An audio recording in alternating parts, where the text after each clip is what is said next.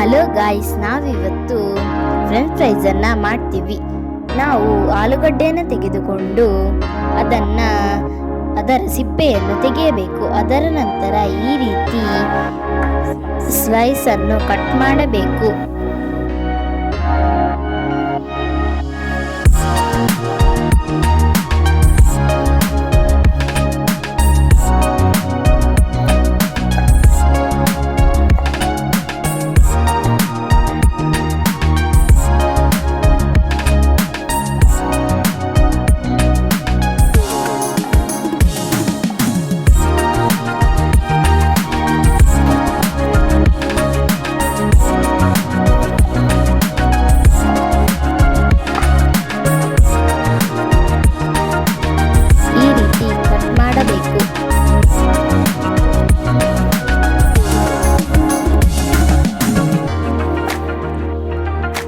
ಈ ರೀತಿ ಕಟ್ ಮಾಡಿದ ನಂತರ ಒಂದು ಬೌಲಲ್ಲಿ ನೀರನ್ನು ಹಾಕಿ ಅದನ್ನು ಹಾಕಬೇಕು. ಅದನ್ನು ಹಾಕಿದ ನಂತರ ಇನ್ನೊಂದು ತೋಪಿಗೆ ನೀರನ್ನು ಹಾಕಿ ಆಲೂಗಡ್ಡೆಯನ್ನು ಹಾಕಬೇಕು.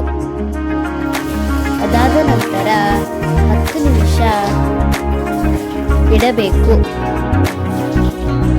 ಸ್ಟಾರ್ಚ್ಗಳು ಹೋಗಬೇಕು. ಆದ ನಂತರ ಒಂದು ಪಾತ್ರೆಯಲ್ಲಿ ನೀರನ್ನು ಹಾಕಿ ಒಂದು ಸ್ವಲ್ಪ ಉಪ್ಪು ಹಾಕಬೇಕು. ಈಗ ಅದು ನೀರಲ್ಲಿ ಗುಳ್ಳೆಗಳು ಬಂದ ನಂತರ ಹಾಕಿಟ್ಟ ಆಲೂಗಡ್ಡೆಗಳನ್ನು ಅದಕ್ಕೆ ಹಾಕಬೇಕು.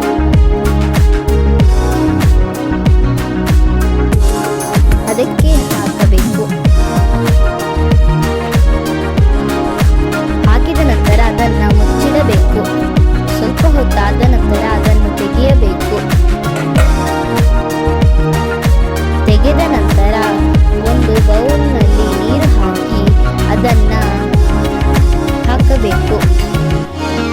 ಆಲೂಗಡ್ಡೆಗಳನ್ನು ಹಾಕಿದ ನಂತರ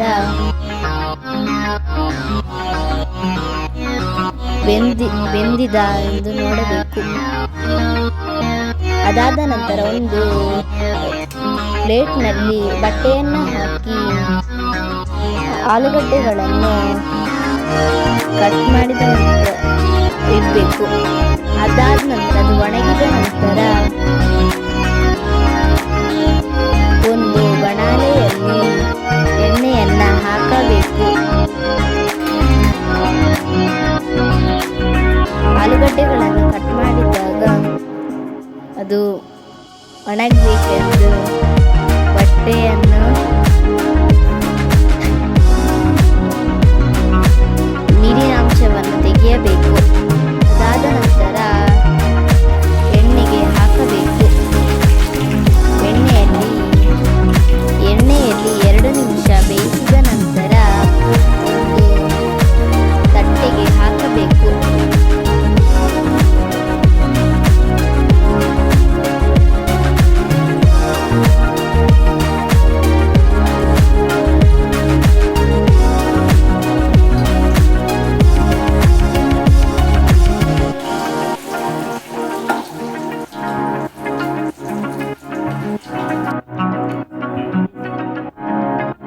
ಈಗ ಈ ಫ್ರೆಂಚ್ ಫ್ರೈಸನ್ನು ಫ್ರಿಡ್ಜ್ನಲ್ಲಿ ಇಡಬೇಕು.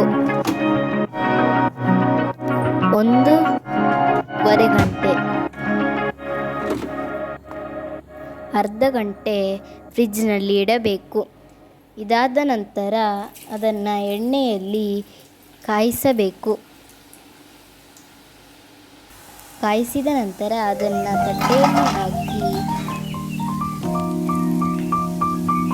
ಹಾಕಿದರೆ ನಿಮ್ಮದು ಫ್ರೆಂಚ್ ಫ್ರೈಸ್ ರೆಡಿಯಾಗಿದೆ. Tasty French fries.